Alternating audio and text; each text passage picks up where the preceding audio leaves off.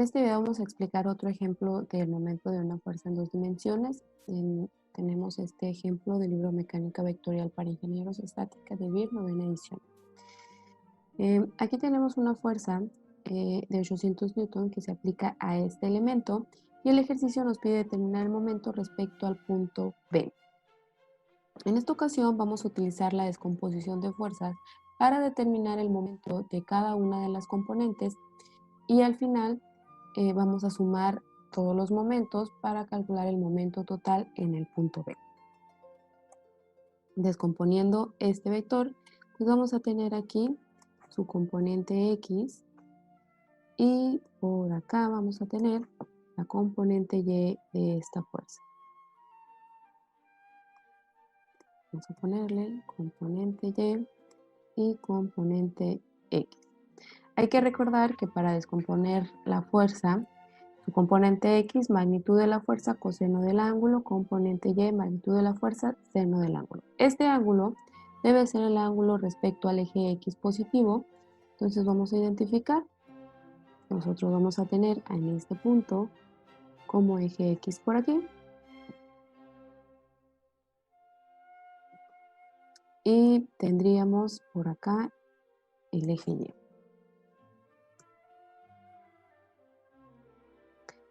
Entonces, el ángulo que utilizaríamos sería este que ya nos indica que es de 60 grados. Vamos a calcular. Magnitud de la fuerza, nos las da el problema, son 800 newton por coseno de 60 en X y 800 newton por seno de 60 en Y. El primero nos queda 400, el primero son 400 newton y el segundo sería 800 seno de 60, 692.82. Muy bien. Vamos a calcular entonces ahora el momento que se genera en el punto B y le puse Fx porque va a ser el momento de la fuerza en X. Vamos a utilizar esta fórmula, aunque podríamos utilizar cualquiera de las que están ahí. A mí me interesa esta. Magnitud de la fuerza sería en este caso la componente X. Le vamos a poner aquí. Esta distancia ya habíamos mencionado que debe de ser la distancia perpendicular de la línea de acción de la fuerza al punto de interés. En este caso el punto de interés es el punto B. Voy a utilizar esta línea como una prolongación de la línea de acción o que me represente la línea de acción de mi fuerza en X. Entonces nosotros ocupamos una distancia perpendicular a esta línea que acabo de poner y que me una en la línea con el punto B. Entonces vamos a observar lo siguiente. Si mi fuerza está en X, la distancia que yo voy a tener que utilizar siempre va a estar en Y. Entonces, fuerza en X, podemos decir que la distancia es en Y. Aquí le voy a poner distancia en Y. Esta distancia en mi dibujito me lo marca que mide 160 milímetros. Lo vamos a sacar por acá. Vamos a especificar la distancia son 160 milímetros, pasado a metros son 0.16 metros. Entonces vamos a sustituir para encontrar este momento. Magnitud de la fuerza, componente X, son 400 newton por la distancia en Y, 0.16 metros. Entonces aquí vamos a tener que son 64 newton metros. Tenemos que determinar el signo de este momento. Dijimos sentido contrario negativo, sentido de las manecillas negativo, sentido opuesto positivo. Si nosotros detenemos este elemento del punto B y aplicamos esta fuerza, pues el elemento va a tender a girar así, o sea, en sentido de las manecillas, por lo tanto, el momento generado por la componente X va a ser negativo. Y vamos a hacer lo mismo, pero con la componente Y de nuestra fuerza. Aquí vamos a tener componente Y.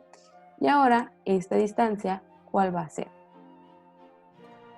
Tenemos nuestra fuerza en Y. Voy a utilizar esta línea para representar la prolongación de la línea de acción de la fuerza y tenemos que unir esta línea con el punto B. Ahí está. Entonces, si mi fuerza está en Y, la distancia va a estar en X. Vamos a poner aquí distancia en X. Y en este dibujito que nos proporcionan, vemos que esta distancia son 200 milímetros, que equivale a 0.2 metros. Y calculamos.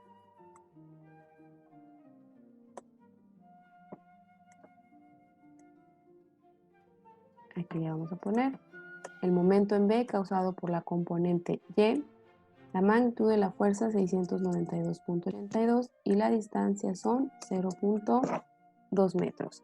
692.82 por 0.2. Aquí tenemos un momento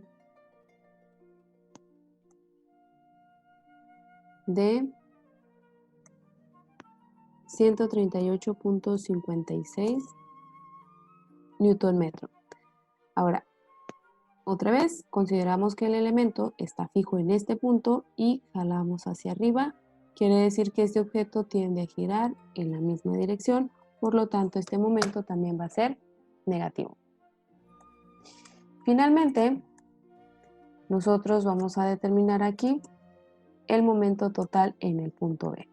Este momento lo vamos a calcular sumando todos los momentos que se generan alrededor de ese punto, que en este caso solamente tenemos dos.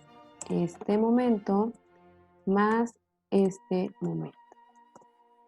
Entonces, tomamos su magnitud tal cual nos salió con todo y signo. Entonces aquí le voy a poner más .